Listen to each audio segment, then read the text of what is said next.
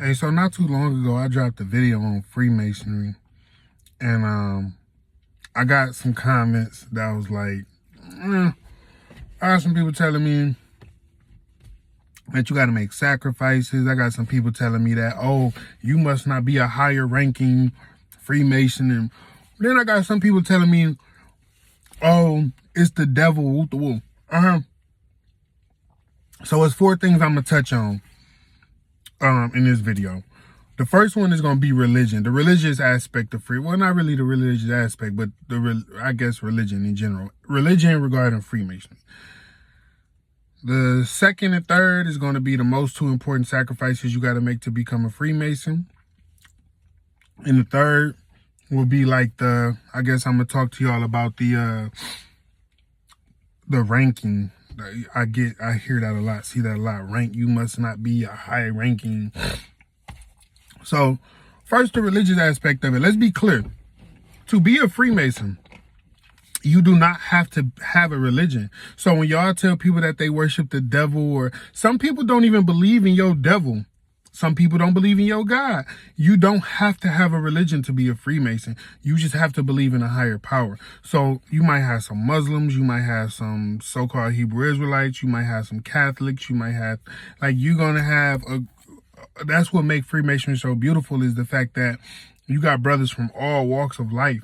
Everybody don't have the same religious views. Everybody don't have the same political views. Everybody don't have the same societal views, but we are brothers in a sense. So aside from the religious aspect of it, like how y'all paint it like it's just so, like, I'm not Christian. You got a lot of Christians in Freemasonry who love their religion. You got some people that are Muslim. You got some people that whatever your religion is your religion. So we not shying away from you or telling you can't become a Freemason because of your religion. That's the first thing. First is, I know in Western society, we like to throw Christianity on everybody, and we like to say the devil, and we like to say everybody does not believe in Christianity. Everybody does not believe in the devil. So to just lump Freemasonry in this group of like, and try to make it, okay. Second and third, the 2 most important sacrifices you have to make as a Freemason. And when I tell y'all what these sacrifices are, y'all will kind of understand why. The 2 most important sacrifices, 2 of the most important sacrifices, time and money. I say time because time, once you give your time, you can never get it back. And sometimes you have to spend time doing more for someone else, not just in Freemasonry, in life. You have to spend more time doing something for someone else than you spend doing for yourself. If you got kids, then you know what I'm talking about. If you have an elderly, sick parent, you know what I'm talking about. You take an obligation to your brothers. So if your brother needs you, you are obligated, as long as you don't cause harm to yourself or inconvenience yourself, you are obligated to look out for your brother. And I mean, brothers look out for each other. And the reason I say money is because sometimes time and money are synonymous. If you work a job, let's say you work a job and you get $25 an hour, right? So you work 8 hours a day for $25 an hour, times 8. All you have to represent that hour that you sold, because essentially you selling your time for money. You selling an hour of your life for money. So the only thing you have to represent that time that you sold is that the money that you get paid. And once you get rid of that money, you can make the money back, but you would have to sell more of your time, essentially, right? Unless you're a business owner or whatever. To join Freemasonry, like, your pape kind of got to be right. Like, you got to have your pape right, because, you know what I'm saying? Sometimes you might be going out of town. You got dues and all of that, right? You never know.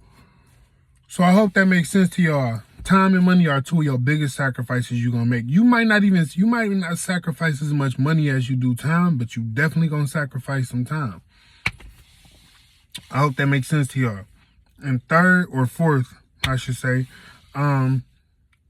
y'all seem to believe that there's a ranking system in place. There's no ranks. Now, if you worship a master, then obviously you kind of lead the meetings or, you know. But a 3rd degree Mason and a, let's say, 25th degree Mason, 26th, 27th degree Mason are the same. It's on the same level. We all meet on the same level. It's no, just because you 25th degree, you above me. Those other, so all you need to become a Freemason, to become a Master Mason, is your 3rd degree. That's the highest degree you can get in Freemasonry.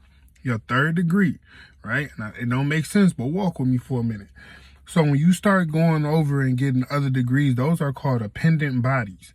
Those are not required. That's just something you could do for in your spare time. If you want to be sweet and say, hey, I'm a 33rd degree Mason, I'm a 32nd, if you want to be sweet and go and get those, you can. But we all, without Freemasonry, without the 3rd degree, none of those other bodies would exist. So this Freemasonry, the 3rd degree, is your most, that's your most important degree, because without your 3rd degree, none of those other degrees are even obtainable.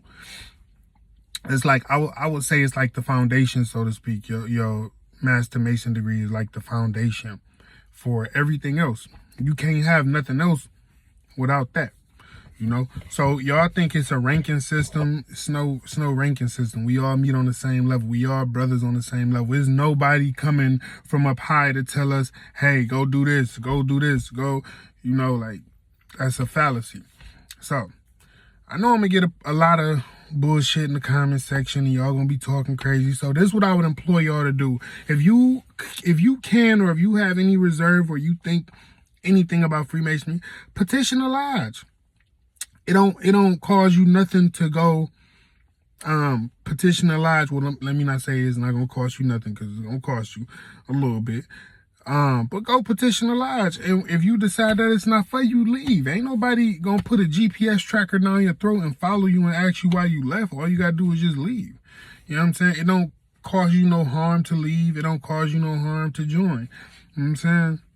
So figure it out for yourself. Y'all so busy on Google when it's like, and this is, when you ask Freemasons why they became Masons, a lot of brothers is going to say because they was curious. And that's why I became a Freemason, because I heard all this shit online about, oh, it's an occult and it's this and it's that. So I was like, man, how can I find out if nobody going to tell me?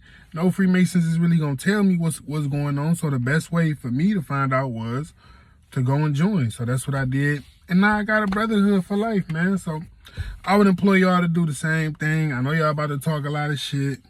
I'm probably going to drop another video in a second. I don't know.